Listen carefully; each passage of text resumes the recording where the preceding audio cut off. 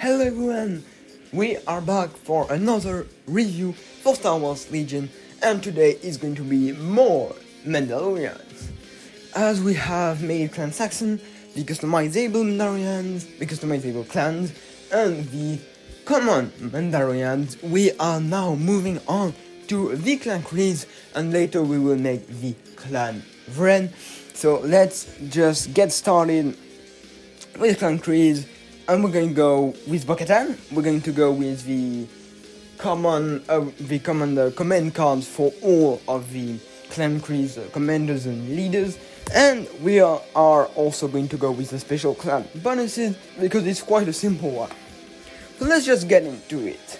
First of all, these special clan bonuses. During the remove token step of the end phase, you choose up to 3 green tokens on allied units, and the chosen tokens are not removed. It is extremely simple. You just get 3 green tokens to next phase. It is amazing. It is really amazing. It allows you to prepare it. Sometimes you want to prepare your units for the next round, and you can just use this to keep some tokens. And it's mostly incredible because the Mandalorians are stronger together. When a unit with a Mandalorian are stronger together keyword, when this unit attacks or defends. When she attacks and she spends an A, she gains a dodge if there is another Mandalorian or stronger together unit within range 2. And if she spends a dodge while defending, she will get a name. She will get a name if there is another unit with Mandalorians are stronger together within range 2. Very simple, very nice to generate tokens, but obviously sometimes you're not going to be able to use those tokens, and the special clan bonus allows you to keep those tokens anyway. So, let's really get into Bo-Katan Kryze. She will have 5 health, she will search to crit, search to block with red shade, speed 3, she will have the jump 2 keyword, and she will be impervious. Those are very classical Mandalorian keywords. But she also has a courageous 3, which is quite rare in the army. There is only the leader with war party leader, the armor, and Bo-Katan Kryze that have courageous 3 within the Mandalorian army. And this is obviously really nice for to avoid having units panicking on the board. She's a mercenary to both Rebels and Republic, which honestly, why not? She can be nice, I think, accompanied by a unit of special forces. I shall talk about those special forces in a previous video coming quite soon, I believe. So then she has Death from Above, a nice keyword. It means if she is higher than the unit she is shooting at, she will remove its cover, so really nice keyword. Mandalorians are stronger together, obviously I've already spoken about it. It is very, very useful. Tactical one, which is great. It means when she moves, she gains a name. Really amazing. And finally, she has some really nice guns. Melee 2 range 2 red to black dices. So we have the same on Axewood, on Ursavren, same damages, and on Rukas, but she surges to crit. And she has high velocity as well, which is really cool. It means that your opponent cannot spend dodges, so she has tactical, death from above, high velocity.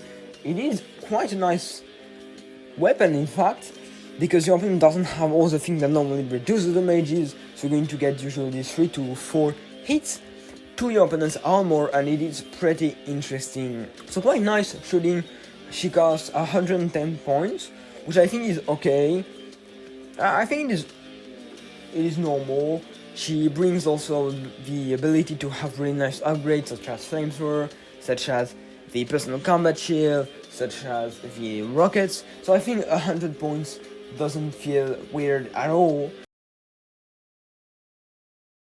But she also has a unique, amazingly strong unique upgrade, the Darksaber. She can only take it if you're playing her in the Mandalorian clans, not as a mercenary, but it's okay. And then you gain a Life of Convenience, which is really nice. If you're going to go with mixed clans, it is the best upgrade you could take. And even if you don't go with mixed clans, it's a really nice upgrade. Immune Pierce, really nice. A Life of Convenience, really nice because she can give order to units that are not of the same affiliation as her. Mandalorians, every allied Mandalorian trooper unit gain Mandalorians are stronger together. This is maybe a little bit too overpowered. It is amazing. it is an amazing upgrade. It might be nerfed by Atomic Mass Game, but I'm not sure. She's still quite expensive. Maybe she will need a nerf, but maybe not at the same time.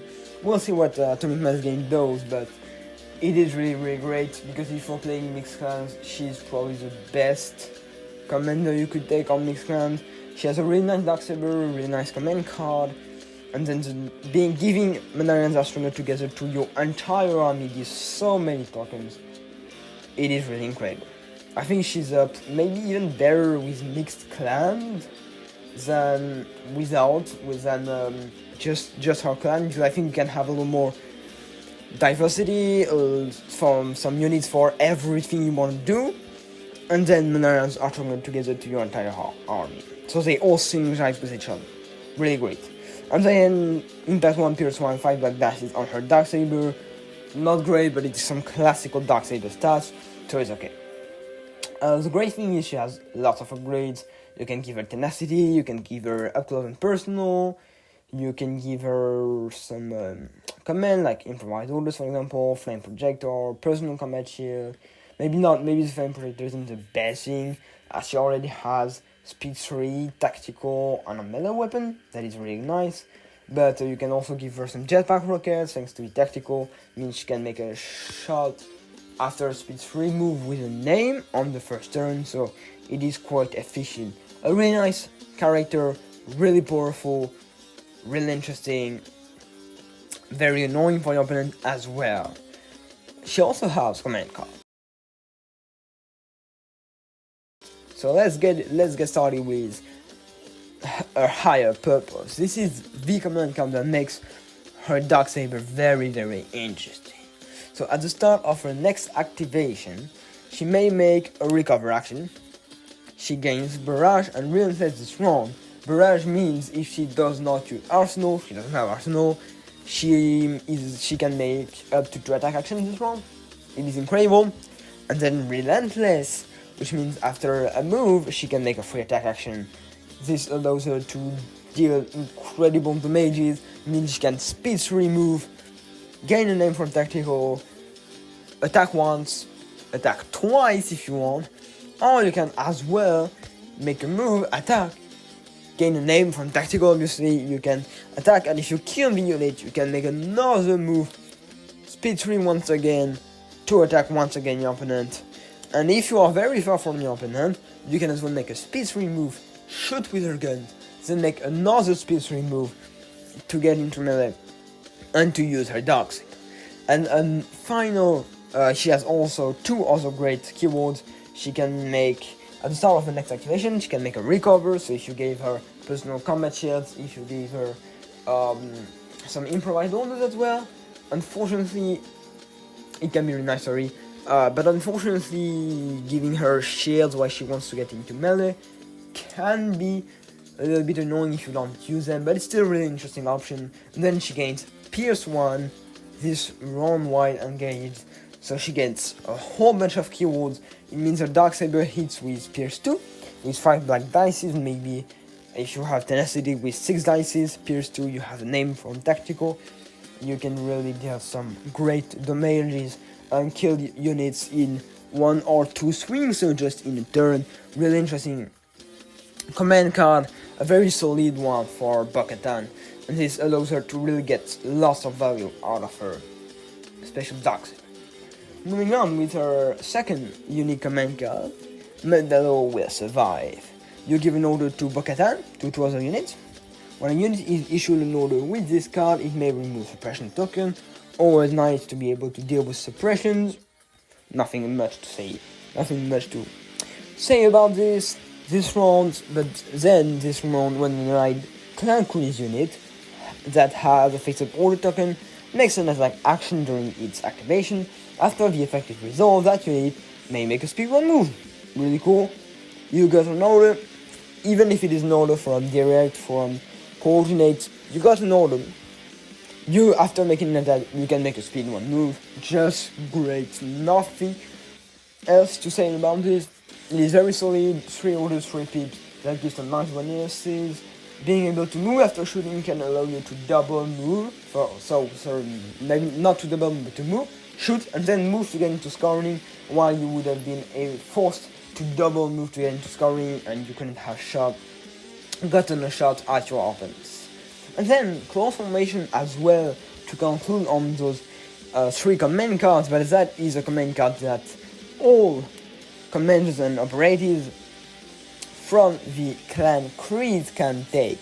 So this one, while an allied Clan Kryze unit, is within range 1 of another allied Clan Kryze unit. So if you have some Clan Kryze units close to each other, basically, you gain precise 1 and outmaneuver. For the 2 units, outmaneuver is maybe not very interesting. It allows you to dodge crits with dodges. You kinda will use it rarely, but it can always be nice sometimes. And since you can also already generate lots of tokens, it is really nice. And then precise 1 is very nice, because it allows you to get a maximum value out of your aims that you can generate very easily with your Mandalorians are stronger together, and maybe up close and personal stuff. And you can reroll 1 more dice when you're using an aim, so it is very nice to pips. I think to me Bo-Katan has very solid command cards, and that is another reason why you want to take Bo-Katan, because I think what I can see on the new units that have been made by Atomic Mass Game, so they're kind of reducing the number of command cards that we have, because obviously they want to make lots of units. They don't really want all units to have like the same command cards and stuff like this. It would be a little bit sad for the game, and so they're trying to reduce the amount of command cards, so as to be able to keep making new characters and bringing them into the game. Characters that we love, that we know, but characters that will still be unique. And the thing is, some commanders still cost lots of points without bringing those command cards. When I think about Garth Saxon, for example, I always feel like he can be expensive. He's not amazing, especially in the Shadow Collective, but he brings some really solid command cards. Getting 2 aims to have lethal long shot on his sniper, or reroll with a lethal 1 on his sniper, or some just to aim is already nice. And being able to give 4 suppression and 4 observe on any commander operative on the table is really nice. And then his 3 pip is really nice, and his 2 pip is okay. And I think for the command, sometimes there are commanders I just take for their command cards. For example, Yora is expensive, but he brings really great command cards in the game. Garth Saxon, I usually love playing him just because of his amazing command cards. And so I think that's something that makes Bo-Katan Kryze more interesting than lots of leaders that we can see a little more nowadays in the game, because all those leaders, what do they bring? They bring the mages, they bring health, they don't bring command cards, which is to me very unfortunate, because it is a great way to replace some exemplar and strategized stuff. When it's commanders that wants to kill things, it can also have some nice command cards to give bonuses. So this is why I really think Bo-Katan is very interesting. This is why I love Bo-Katan, because she brings all that, and she's herself a very solid and very helpful commander, especially with her Darksaber if you want to go with mixed clans. And she obviously, like most characters in the game, will have a special version of her that you can play into a unit of warriors, or special forces, of initiates of any Clan Kryze unit. So you add her miniature, you gain leader, why not? And then you can flip the card to remove all suppressions and gain charge until the end of your activation. A really nice command card. I don't think you're gonna want to play her upgrade a lot often, because she is by herself very interesting. But if you're like bringing just I think maybe if you're just willing to bring a unit of special forces, maybe as mercenaries, of Clan Kryze special forces, as mercenaries for example, she could be interesting. She could really be interesting. Charge is nice, and the ability to remove every suppression you have is also nice. If you can get like speed 3 tactical charge with flamethrower on the Clan Kryze veteran, it can be really scary for your opponent. We'll talk about the Clan Kryze veterans soon, and you will see there can be really monsters in terms of the mages, so that can be really cool. it's a nice combo. Most of the time you want to play Bo-Katan, but if you want to bring maybe Axe-Fools and the Clan Kryze veterans to have some synergy thanks to the Mandalorians are stronger together, and to keep the points that you're going to put into this synergy, this little combo, as cheap as possible, and you think Bo-Katan is just too expensive without her Darksaber, it can be a nice option to, instead of playing her without her Darksaber, playing Axe moves next to the veterans with Bo-Katan as an upgrade. It can be honestly very interesting.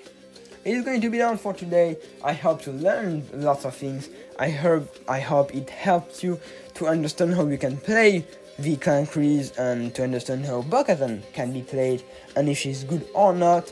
If you enjoyed that video, don't forget to like, subscribe, you can as well comment. All those things will help us a lot to continue our videos. And see you in another video. Have a good day.